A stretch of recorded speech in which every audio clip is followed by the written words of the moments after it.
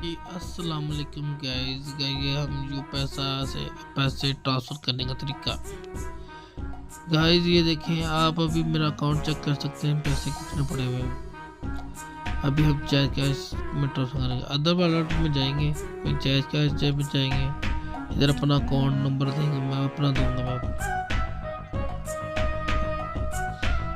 Guys सब लोग subscribe लाजम कीजिए, लाइक भी।